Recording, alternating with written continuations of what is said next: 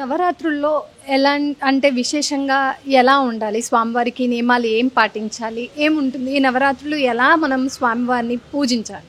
సుశాస్త్రీయంగా వినాయక చతుర్థి అన్నారంతే. వినాయక నవరాత్రులు అనేది మనం పెట్టుకున్న పేరు, వాస్తవం అన్నమాట. వినాయక నవరాత్రులు అంటే మరి 9 రోజులే ఉండాలి కదా, మరి గురుగారు 11 రోజులు చెప్తున్నారు అని చెప్పి మీరు అనుకుంటూ ఉండొచ్చు. కానీ 11 రోజులు అదే చెప్పాను నేను, వినాయక చవితి అనేదే ప్రధానం. వినాయక నవరాత్రులు, వినాయక 3 రోజులు, వినాయక 5 రోజులు, పంచరాత్రులు, త్రిరాత్రులు, ఇవన్నీ మనం పెట్టుకోవడానికి బాగుంటాయి. నవరాత్రులు అనకుండా వినాయక చవితి ఉత్సవాలు అంటే బాగుంటుంది. ఎందుకంటున్నానంటే ఒకరోజు చేయొచ్చు ఉత్సవం, 40 రోజులు కూడా చేయొచ్చు, 108 రోజులు కూడా చేయొచ్చు, మన శక్తి అనుసారణ 11 రోజులు కూడా చేయొచ్చు. కాబట్టి వినాయకోత్సవాలు అనడం బాగుంటుంది, మంచి మాట. అయితే వినాయకోత్సవాలు ఒకరోజే చేయమన్నారు, ఏకభుక్తం. సశాస్త్రీయంగా అయితే భగవంతుణ్ణి ఎప్పుడైనా మనం పూజ చేసుకునేప్పుడు భోజనం చేయకుండా చేయమని చెప్పింది.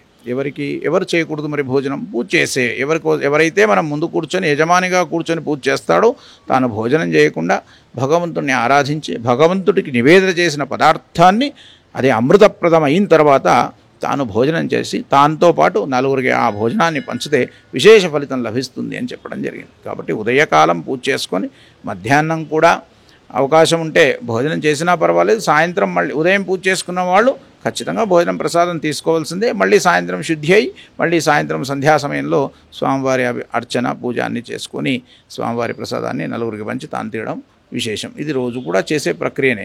ఒకటే రోజు చేయాలా, 3 రోజులు చేయాలి, ఎన్ని రోజులు పెట్టితే అన్ని రోజులు ఈ ప్రక్రియను పాటించవలసిందే. బ్రహ్మచారిగా ఉండి స్వామివారి దీక్షలో నిరంతరం భగవన్నామం చేయడం చాలా అవసరం. ఇక్కడ వినాయక మంటపాల్లో నేను చాలా గమనిస్తూ ఉంటాను, భగవన్నామం కంటే ఆ యొక్క లౌకికమైన నాదాలు, లౌకికమైన ఆనందాలే ఎక్కువగా ఉంటాయి. వద్దు అని చెప్పట్లేదు వాటిని, కానీ ఇది వదిలిపెట్టి అది ఎంత పట్టుకున్నా ఫలితం అనేది లభించదు.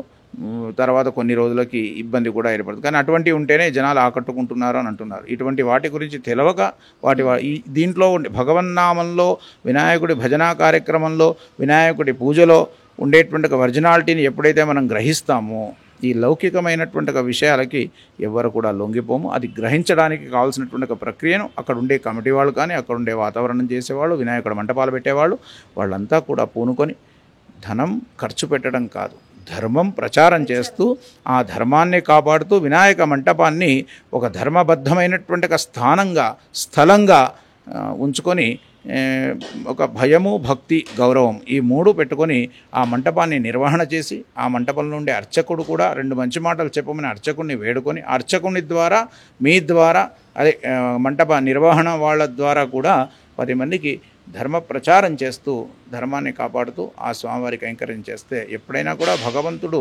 ధర్మప్రియుడు, అలంకార ప్రియుడు. అవన్నీ ఎన్నున్నా, ఎన్ని అలంకారాలు బంగారు కవచం తెచ్చి ₹1,00,000 పెట్టి పెద్ద వినాయకుడిని పెట్టినా కూడా ధర్మాన్ని ఎప్పుడైతే మనం వదిలిపెడతామో ఆ వినాయకుడు పెట్టామనే ఆనందమే మిగులుతుంది, కానీ దానివల్ల ఫలితం అనేది లభించడం చాలా కష్టం. కాబట్టి ధర్మాన్ని పట్టుకొని ఆ భగవంతుడికి దగ్గరగా అవ్వడం చాలా అవసరం. ఆ నిర్వహించే వాళ్ళు కూడా శుభమే ఉంటుంది. కనీసం ఆ దారిలో వెళుతూ ధర్మబద్ధంగా ఆ మంటపం నడుస్తుంది అని మనం అనుకోమా తర్వాత విషయం. కానీ నడిపిస్తూ ఉంటే చూస్తూ దండం పెట్టిపోయే వాళ్ళకు కూడా విశేష ఫలితం లభిస్తుంది. ఈ ధర్మం ఎక్కడైనా కూడా సనాతన ధర్మం ఏం చెప్పింది, తనకంటే తన చుట్టూ ఉన్న వాళ్ళు బాగుండాలనే కోరుకునే ఉద్దేశంతోనే ఈ యొక్క సనాతన ధర్మం ట్రావెల్ చేస్తుంది. కాబట్టి ఆ సనాతన ధర్మంలో అందరూ బాగుండాలని కోరుకునే ముఖ్య ఉద్దేశంతోనే ఈ యొక్క వినాయకోత్సవాలు నిర్వహణ జరుగుతుంది. వినాయకోత్సవాలు, వినాయక చవితి ముఖ్య ప్రక్రియ కూడా ఆరోగ్యాలు బాగుండాలి. ఈ వర్షాకాలంలో వచ్చేటువంటిగా నీటి శుద్ధి కావాలా అంటే ఈ నవరాత్రులు, ఇప్పుడు మనకు దేవీ నవరాత్రులు కూడా వస్తాయి, అక్కడ కూడా అంతే. అమ్మవారిని పూజించినటువంటి జలాన్ని కానీ నీళ్లలో వేయమని చెప్తారు, పూలు నీళ్ళలో వేయండి అని చెప్తారు. ఎక్కడంటే అక్కడ పడేయొద్దు అని చెప్తారు. ఎందుకు చెప్తారంటే ఆ పూళ్ళల్లో, ఆకుల్లో ఉండేటువంటి ఔషధీ గుణాలన్నీ కూడా ఆ నీళ్లలో చేరి ఆ నీళ్లు ఎవరైనా తాగినా కూడా వాళ్ళు ఆరోగ్యంగా ఉండాలని ఒక మంచి ఉద్దేశంతో ఈ యొక్క వినాయకోత్సవాలను జరుపుకుంటే బాగుంటుందని నా సలహా. స్వామి, ఇంకో చిన్న సందేహం. చాలామంది మనం సోషల్ మీడియాలో చూస్తూ ఉన్నాము, చాలామంది మంగళవారము పూజ విధానాలు, మడపాలు ఇవన్నీ రెడీ చేయొద్దు, సోమవారమే తెచ్చేసుకోవాలి, బుధవారం స్వామిని తెచ్చుకోవాలి, లేకపోతే ముందే తెచ్చి పెట్టుకోవాలి, ఇలా చాలా సందేహాలు ఉన్నాయి. అంటే కొంతమంది కుదిరిని వాళ్ళు ఉంటారు, అలాంటి వాళ్ళ పరిస్థితి ఏంటి?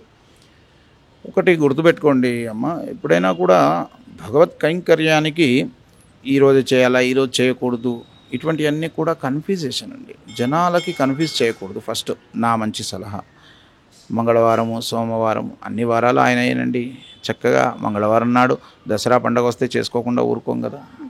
అది అటువంటిది కాదు. కావలసింది అది కాదు. మనకు కావలసింది ఏంది? భగవత్ కైంకర్యం. ముఖ్యంగా మనం చేస్తున్న భగవత్ కైంకర్యం ఏది? ఏ రోజు? వినాయక చవితి. వినాయక చవితి మంగళవారం వస్తే పెట్టకూడదని కూడా చెప్తూ ఉంటారు. అట్లా చేయకూడదు, అది తప్పు. ఎప్పుడు కూడా వారాలు అనేది ఒక విశేషమైనటువంటి ప్రక్రియలు. ఆ వారాల్లో చేయాలా, ఈరోజు చేయకూడదు అనేది కాదు. నీకు వీలైతే ఆ రోజు వదిలిపెట్టేసి ఒకరోజు ముందు తెచ్చుకోండి, తెల్లారి ఒక 2 రోజుల ముందు రెడీ చేసుకోండి, తప్పు కాదు. మీకు అది అనుమానంగా ఉండి ఇబ్బందిగా అనిపించి భయం అనిపిస్తే, కానీ ఆ రోజు చేయకూడదు కానే కాదు అనడం అనేది ఎంతవరకు సమంజసం కాదు. దైవతా కైంకర్యం, భక్తి శ్రద్ధలు 2 పెట్టి వారము తిథి రోజు ఏమీ లేకుండా చక్కగా స్వామివారి కైంకర్యమే ప్రధానంగా పెట్టుకొని దిగాల. రాత్రి 2 గంటలకు తెస్తావా, 12 గంటలకు చేస్తారా? కాదు. ఇప్పుడు లింగోద్భవం 12 గంటలకు అవుతుంది. రాత్రి అర్ధరాత్రి ఎట్లా వస్తుందండి లింగం, ఎట్లా వస్తుందని అడిగిన వాళ్ళు కూడా చాలామంది ఉన్నారు. తెలియక వాళ్ళకి విషయం. లింగోద్భవం అంటే ఇటువంటి కైంకర్యాల భగవంతుడే ఉద్భవించిన తర్వాత మంగళవారము సోమవారం ఏ వారం వచ్చినా భక్తి శ్రద్ధలు ప్రధానం. ఎప్పుడైతే శ్రద్ధ లేకుండా భక్తి లేకుండా చేయడం వల్ల ఏదైనా ప్రమాదం జరిగితే మంగళవారం చేసినందుకు అయ్యింది అనేటువంటి నానుడి జనాలు రుద్దుకుంటున్నారే కానీ సశాస్త్రీయంగా ఇది చేసినందుకు ఇది అవుతుంది, ఇట్లా చేస్తే ఇట్లా అవుతుంది అనే భయపడాల్సిన అవసరం ఎక్కడా లేదండి. భక్తి ప్రధానం. చేసే దాంట్లో భక్తి. ఎందుకు మరి ఇటువంటి ఎందుకు చెప్తారు అనేది కూడా క్వశ్చన్ మీ దగ్గర ఉండొచ్చు. ఎందుకు చెప్తారు అంటే ఒక ధర్మబద్ధంగా ఉండాలి. ఒక భయము భక్తి ఉంటేనే దాని మీద ఏకాగ్రత వస్తుంది. కాబట్టి ఇది ఇట్లా ఉండాలి. గుడికి వస్తే చీర కట్టుకొనే రావాలి. ఎందుకు చెప్తారంటే విచ్చలవిడిగా వస్తారు కాబట్టి చీర కట్టుకొని రావాలని చెప్తారు.